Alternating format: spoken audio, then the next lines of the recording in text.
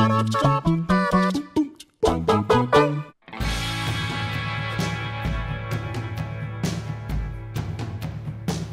was going to come in here and I was going to say the best debut album of all time is The Strokes.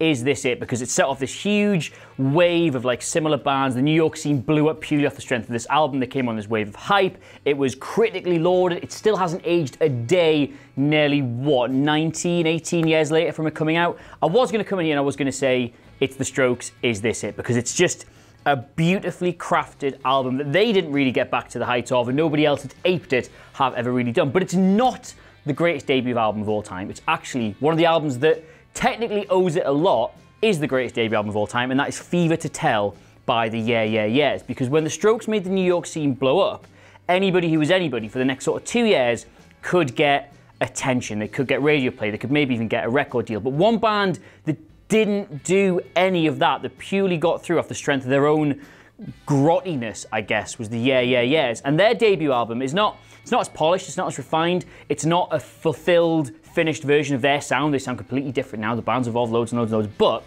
in their debut album, they captured the one thing that so few other artists or bands or singers ever managed to get. And that is that feeling of rawness. Like, that album from start to finish feels like you have walked into like some tiny subterranean gig venue.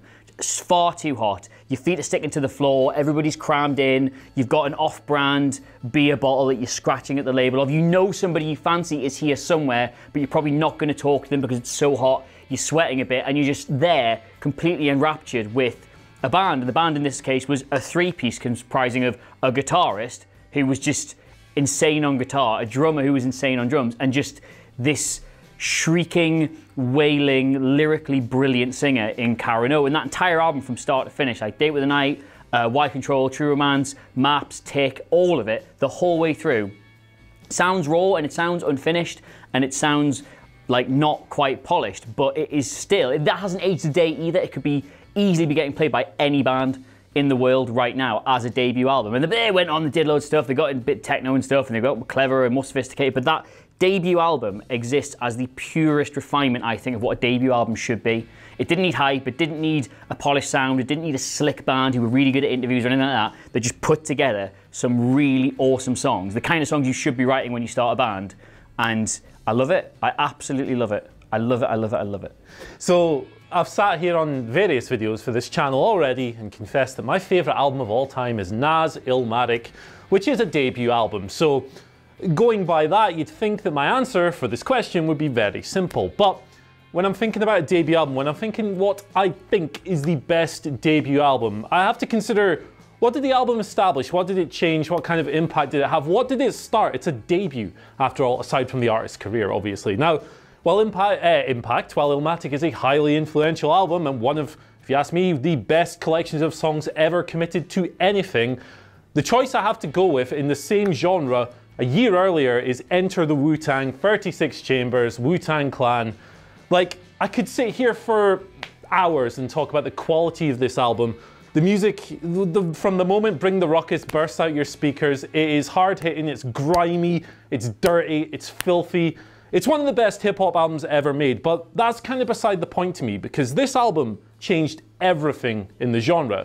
It was 1993, at the time West Coast hip-hop was the dominant sound. In New York, the guys like Eric B and Rakim were doing awesome stuff, producing great records. But it didn't sound like this. This was dirty, this was hard-hitting, this was a filthy, it sounded like it was recorded in like a broken, rusty tin can. But that was by design. RZA's production style was absolutely revolutionary. And it paved the way for a whole era, the whole East Coast golden era in the 90s. Essentially, it didn't quite all come from this, but this opened the door. It opened the door for artists like Jay-Z, Nas, Biggie Smalls to break out in a major way, completely changing the complexion of the whole genre. Any hard or hardcore hip-hop act you hear today comes directly from Wu-Tang. They started a whole movement 26 years ago, and then, not even that, if you go and look at the various solo members, the careers they've had, born from this album, Ghostface Killah, Supreme Clientele, Fishscale, classic albums, Method Man, perhaps the biggest mainstream star of the whole group, Not the best singles discography, but you know, he's been in films, he's been on TV, he's probably the most well-known guy, and I shook his hand a few years ago. Lovely man, very firm. RZA, of course, I've talked about his production already, Bobby Digital, all that good stuff. The Jizza, Liquid Swords, one of the greatest hip-hop albums of all time, Raekwon the goddamn chef, with Only Built for Cuban Links. The legacy that this album left behind is unparalleled within the genre, and I believe in music, you can maybe list 5 or 6 albums that have had a more wide-reaching impact. It's the perfect debut album. I would like to shine the spotlight on a band that maybe some of you maybe don't know that well. I don't know. I thought I knew you guys, and then you started talking about rap and yeahs and stuff, and suddenly I realized I don't know you guys that much. I'm going to talk about Enter Shikari, who are one of my favorite bands, and their debut album is called Take to the Skies. And this came out in 2007 when I was 16, and just sort of starting to get over my first initial, like, suddenly I like music and I'm buying my own CDs. That I had with like American Idiot and Good Charlotte and Evanescence and all those sort of bands around that kind of time. And Enter Shikari came out. I first heard Mothership. I heard a really like studio kind of like a really demo version of Mothership. I don't know how I found it. My lovely little emo friend sent it to me and was like, check this out. So I had my eye on them and I was like, when is this album coming out? And it finally came out, and oh my god, I just think it is amazing. As far as like most bands go that I like nowadays, it tends to be their second album that is the one that I really like. They've sort of found their feet, and you know, and then they're sort of, you know, doing their thing and they're doing it well. But for me, Enter Shikari, their first album is my favorite. You've got Sorry You're Not a Winner, which everybody knows. Come on, clap, clap, yes! Comes on at Rise now and then, and you just know that clap bit. That's the bit you know. That's all I know, Rach. That's all Josh Brown knows. You've got Anything Can Happen in the Next Half Hour. The weird ones like Return to Energizer and like No Sweat and stuff like that kind of just like blew my mind, because like I liked a little bit of like rock. I wasn't really quite into hard rock and screaming quite yet, but then Enter Shikari sort of like took me into that. I kind of liked like Built for My Valentine and bands like that. So Enter Shikari was kind of like my bridge between that and my weird love of dubstep. I like a lot of weird things. But no, Take to the Skies is, in my opinion, just my favorite anyway. Maybe it's not the best debut album, but it's definitely my favorite debut album. The best debut album of all time, I didn't even realize was the best debut album of all time. And that was told to me by Spotify, because it told me that for the past, well, 2014, 15, 16, 17, 18, and fingers crossed 19, the most listened to album I ever listened to was George Ezra's Wanted on Voyage. It is the nicest pop sounding album. I really like it. That voice should not come out of that man. It is so, his voice is so deep, and he is just so, I don't know, visually not, I don't know, it just doesn't work. But like, I don't know, it's just, every song, it starts off with a song called Blame It On Me, which is just a nice little acoustic-y song, and then it goes into Budapest, and then Casio, then Barcelona, and it's just song after song after song after song. It's just unbelievable, and it's all nice, poppy, UK music, and for some reason, Spotify tells me it's the best, so I'm gonna believe them. Honestly, me and Adam Nicholas have argued about this for an entire week, because we narrowed it down to 2, and then we just decided, okay, you take one, I'll take the other, and I decided to go with The Killers' Hot Fuss, because a lot of people today have talked about music which inspired a generation or which kind of created a new genre, but I'm just here for wall-to-wall bangers, and honestly, you can argue that The Killers might have dropped off after even Sam's Town and onwards, but Hot Fuss is just full of these great Britpop infused, just absolute great tracks from front to back as well. It's 11 tracks long, and there's not even a dud on there. It just goes from the get-go, and it syncs when it needs to for Andy, You're a Star, and that's about it. I'm gonna read you the track list, because tell me if there's a better opening than this. Jenny Was a Friend of Mine, followed by Mr. Brightside, followed by Smile Like You Mean It, followed by Somebody Told Me, and then going into all these things that I've done. You need Andy, You're a Star after that to come down from the ridiculous high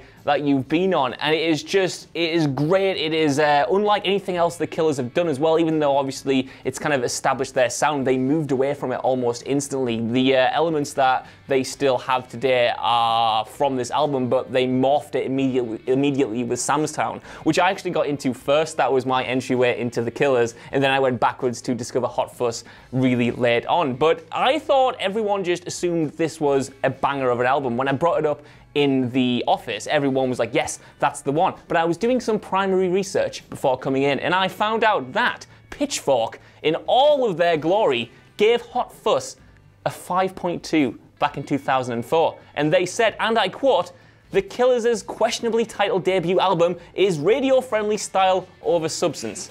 Radio-friendly. This is an album that begins with a song, a banger may I add, about a murder. And if it is style over substance, then butter me up, because this is what I want. It's all image, and that's fine. Sometimes that's all you need. You don't need substance. You don't need anything more. And I'd argue this has that anyway. Give me it. Go back and watch them at Glastonbury this year. When they opened with Jenny Was a Friend of Mine, it gave me a Hot Fuss resurgence. And I don't think I've stopped listening to it since. It's just great and timeless and really good.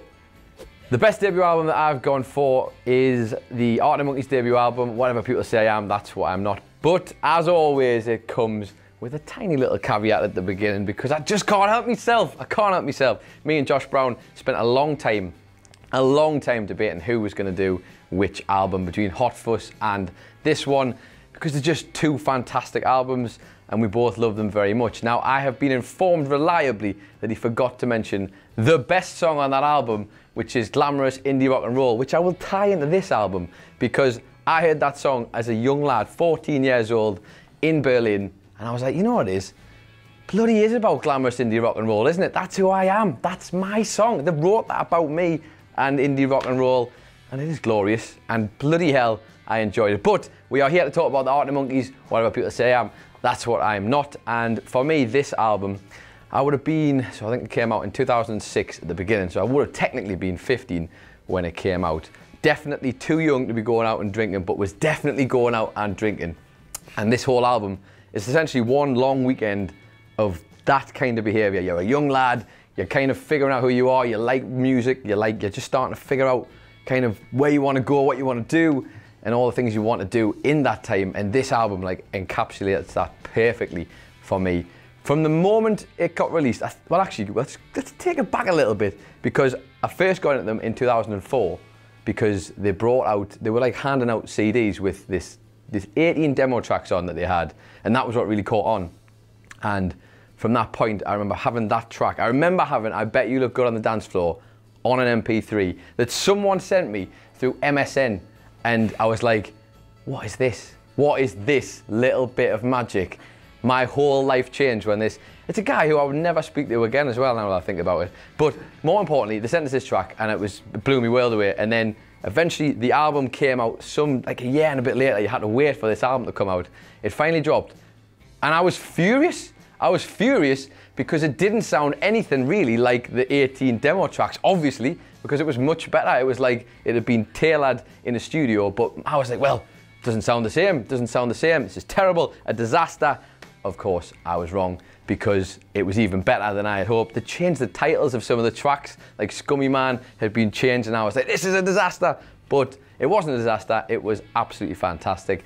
And I've spent far too much time following the Arctic Monkeys from this point onwards. They've become, it's hard to have a favourite band, but they are probably the band that I associate as my band, my era that I grew up with. As they've developed and advanced as a band and like refined their sound, that's exactly what's happened to me. I've developed and I've refined myself and become kind of every era they have kind of moved into. As the albums have increased and changed, I have also changed and gone along with it. And it seems like somehow they always seem to know like exactly where I'm going before I get there. Like they're like, oh yeah, this is what you're gonna like when this next album comes out, and they're never wrong. But whatever people say I'm that's what I'm not really has got. Josh and I spoke about this before. Possibly two of the best ends, like the beginning and an end of an album that you're gonna get. Like the three opening tracks are just hell for leather, absolutely. Like if you're a young lad and you listen to that album at the age I was, you're just like, this is unbelievable. Fast paced, there's shouting lyrics, just all the things they're talking about are these things you're in little clubs, little things are going wrong on your night out, which you really don't want to go wrong, but it's ruining everything. You try to get into a club, you can't get into the club, so you've got to walk past all these people who are staring daggers through you because they know you're too young and you've wasted their time and everyone else's. So many different little experiences from that album that have happened to me in real life. And Alex Turner is just a lyricist. I always ramble on these too long. It's the best debut album ever, and actually might even be confirmed by some sort of statistics anyway. Just pulled that out my backside, that might not even be true. But it definitely beat Elastica's debut album, which was a skyrocketer, and it beat that. I remember that was a notable thing they said about this album. Either way, if you haven't listened to it, go and do it now. What the hell have you been doing all these years? And yeah, they are the very best. And I love you, Alex Turner, if you're watching. Of course you are, 'cause it's WhatCulture music and it's good content.